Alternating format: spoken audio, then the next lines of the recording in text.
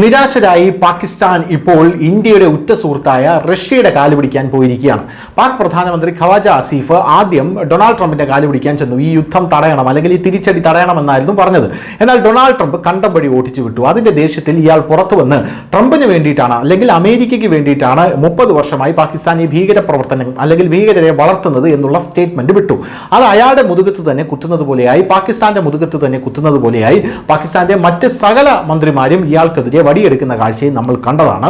ഇപ്പോഴിതാ പാകിസ്ഥാന് ചൈന കൂടെ ബാക്ക് ചെയ്യാനായി വന്നിരിക്കുന്ന സാഹചര്യത്തിൽ ചൈനയ്ക്ക് വലിയ രീതിയിലുള്ള ഭീഷണി മുഴക്കി റഷ്യ ചൈനയുടെ പുറകിലേക്ക് വന്നു. അതോടുകൂടി ചൈന ഈ പാകിസ്ഥാനിൽ തങ്ങളുടെ ഡിപ്ലോമാറ്റ്സിനെ തിരിച്ചു വിളിച്ചിരിക്കുകയാണ്. എത്രയും വേഗം എല്ലാവരും സുരക്ഷിതമായി തിരിച്ചെത്തണമെന്ന് പറയുകയാണ്. തുർക്കി അടക്കം ഇപ്പോൾ പാകിസ്ഥാനെ സഹായിക്കാൻ ഗത്യന്തരമില്ലാതെ നിൽക്കുന്ന ഒരു സാഹചര്യമാണ്. പാകിസ്ഥാൻ പൂർണ്ണമായും ഒറ്റപ്പെട്ടു നിൽക്കുന്ന സാഹചര്യമാണ്. ഈ സാഹചര്യത്തിലാണ് പാകിസ്ഥാൻ റഷ്യയോട് അഭ്യർത്ഥിക്കാനായി പോയിരിക്കുന്നത്. നമുക്കറിയാം കാര്യങ്ങളൊക്കെ. അതായത് യുക്രൈൻ റഷ്യ യുദ്ധം വന്നപ്പോൾ എല്ലാ ലോക നേതാക്കളും നരേന്ദ്രമോദിയാണ് സമീപിച്ചത്. കാരണം നരേന്ദ്രമോദി പറഞ്ഞാൽ റഷ്യൻ പ്രസിഡന്റ് പുടിൻ കേൾക്കും എന്നുള്ളതായിരുന്നു അതിൻ്റെ പ്രധാനപ്പെട്ട ഒരു കാര്യമെന്ന് പറയുന്നത്. കാരണം ഇവിടെയുള്ള മാധ്യമ പ്രവർത്തകർ തന്നെ പറഞ്ഞിരുന്നത് ഏത് പാദയാത്രയ്ക്കും ഇന്ത്യയുടെ പ്രധാനമന്ത്രി വിളിച്ചാൽ റഷ്യൻ പ്രസിഡന്റ് ഫോൺ എടുക്കും എന്നുള്ളതാണ്.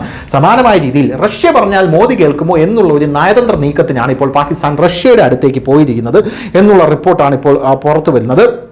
പാകിസ്ഥാനെതിരെ ഇന്ത്യ തുടർച്ചയായി കർശന നടപടി സ്വീകരിച്ചു വരികയാണ്. ഫ്രാൻസിൽ നിന്ന് റഫേലും യുദ്ധവിമാനങ്ങൾക്കായിട്ടുള്ള കരാർ ഒപ്പിട്ടത് വലിയ ഒരു ഞെട്ടലാണ് പാകിസ്ഥാൻ ഉണ്ടാക്കിയത്. മറുവശത്ത് യുദ്ധഭീഷണി നിലനിൽക്കെ തുർക്കി, ചൈന, ബ്രിട്ടൻ തുടങ്ങിയ രാജ്യങ്ങളുടെ സഹായം പാകിസ്ഥാൻ തേടുന്നു. പാകിസ്ഥാൻ ഇപ്പോൾ സഹായത്തിനായി റഷ്യയെ സമീപിച്ചിരിക്കുകയാണ്.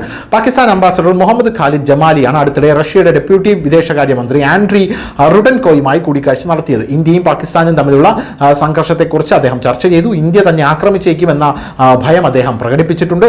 ഈ യുദ്ധം നിർത്താൻ റഷ്യയോട് ആവശ്യപ്പെട്ടിട്ടുണ്ട്. ഇന്ത്യ എപ്പോൾ വേണമെങ്കിലും പാകിസ്ഥാനുമായി യുദ്ധം ചെയ്യുമെന്ന് പാകിസ്ഥാൻ നിരന്തരം ഭയപ്പെടുന്നു. പഹൽഗാം ഭീകരാക്രമണത്തിന് ശേഷം ഇന്ത്യ സജീവമാണ്. അദ്ദേഹം ഇതുവരെ നിരവധി വലിയ തീരുമാനമെടുത്തിട്ടുണ്ട്. അതായത് നമ്മുടെ പ്രധാനമന്ത്രി വലിയ തീരുമാനങ്ങൾ എടുത്തിട്ടുണ്ട് എന്നുള്ളതാണ്. ഈ പാകിസ്ഥാൻ ഇത്രയും പറഞ്ഞ് തീർന്നു കഴിഞ്ഞ ഉടനെ തന്നെ റഷ്യയുടെ മറുപടി തിരിച്ചെത്തി. അതൊരു ഉപദേശം എന്ന രീതിയിലാണ് എത്തിയത്. പാകിസ്ഥാൻ അംബാസഡറുമായിട്ടുള്ള കൂടിക്കാഴ്ചയെക്കുറിച്ച് റഷ്യൻ വിദേശകാര്യ മന്ത്രാലയം പറയുന്നത് ഇന്ത്യയുമായി ചർച്ചയിലൂടെ പ്രശ്നം പരിഹരിക്കാൻ പാകിസ്ഥാനോട് ഉപദേശിച്ചതായിട്ടാണ് റഷ്യ ഇപ്പോൾ അറിയിക്കുന്നത്.